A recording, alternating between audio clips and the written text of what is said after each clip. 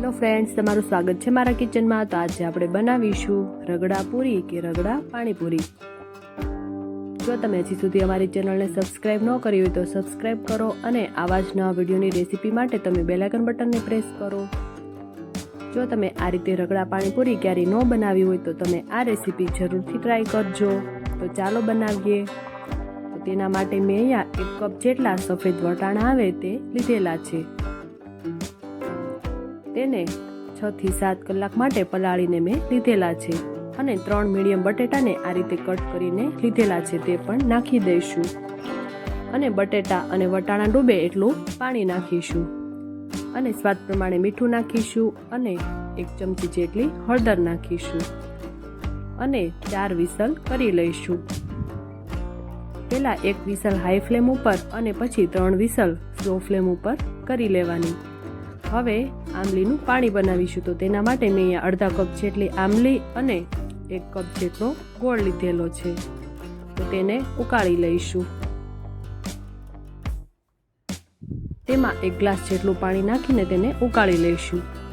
હવે ફુદીનાનું પાણી આપણે બનાવીશું। તો તેના માટે મેં અહીંયા 1 કપ જેટલા લીલા ધાણા અને અડધા કપ જેટલા ફુદીનાના પાન લીધેલા છે અને 3 તીખા લીલા મરચાં અને 1 ઇંચ આદુનો ટુકડો છે તે પણ નાખી દઈશું।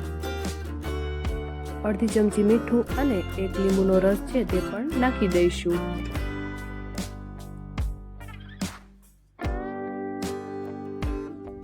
હવે તેને એકદમ સ્મૂથ એવી પેસ્ટ તૈયાર કરી લઈશું।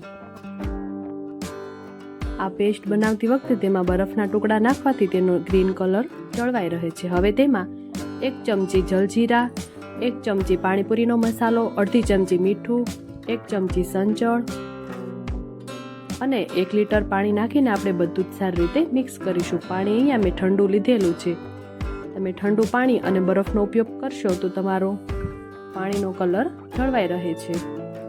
બરાબર મિક્સ થાય છે ત્યાં સુધીમાં અમારા વિડીયોને લાઇક, શેર અને સબસ્ક્રાઇબ કરો અને આવા જ નવા વિડીયોની રેસીપી માટે તમે બેલ આઇકન બટનને પ્રેસ કરો। તો આપણું તીખું પાણી તૈયાર છે। વધારે ખારું ન થઈ જાય એનું ધ્યાન રાખીશું। તમારે જે રીતે પાણીની જરૂર હોય તમારે એ રીતે બનાવવાનું। તો મેં અહીંયા જે આંબલી અને ગોળ ઉકાળેલા છે તેને મેં મિક્સર જારમાં પીસીને આ રીતે હું સૂપ જારમાં તેને ગાળી લઈશ।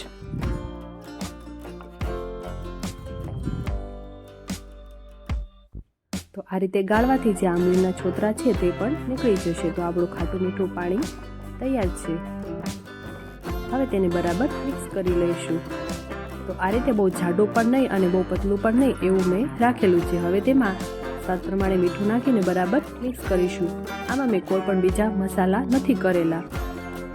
હવે વટાણાનો રગડો બનાવીશું। તો તમે જોઈ શકો છો આપણા વટાણા અને બટેટા એકદમ સારી રીતે બફાઈને તૈયાર છે। હવે વટાણા અને બટેટાને મેશરની મદદથી સારી રીતે મેશ કરી લઈશું। વટાણા આપણે વધારે મેશ નહીં કરીએ, થોડા આખા રહે એ રીતે મેશ કરીશું।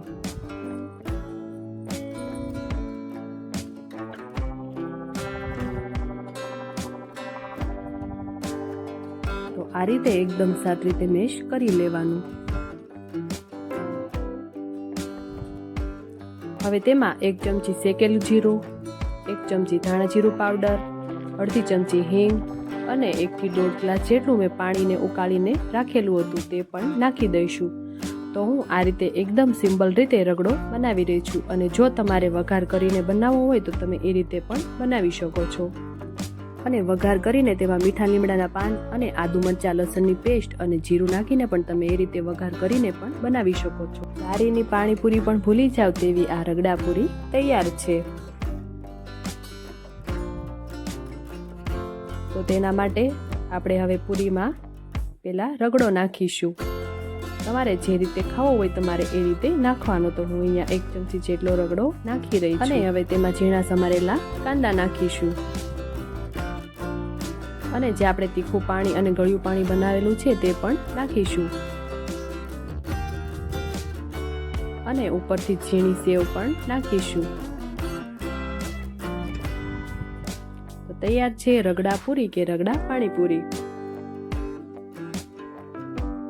વિડીયો પસંદ આવે તો વિડીયોને લાઇક, શેર અને સબસ્ક્રાઇબ કરજો અને આવા જ નવા વિડીયોની રેસીપી માટે તમે બેલ આઇકન બટનને પ્રેસ કરજો અને મને કમેન્ટ બોક્સમાં જરૂરથી જણાવજો. Thank you for watching.